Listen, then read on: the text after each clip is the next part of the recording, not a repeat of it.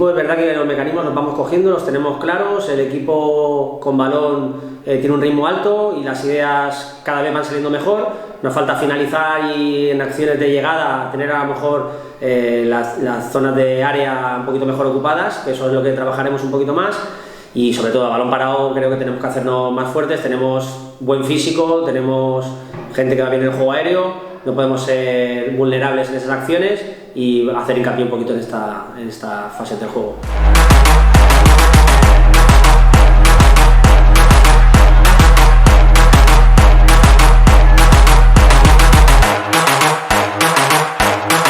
Contra el líder, los pequeños errores se pagan caros.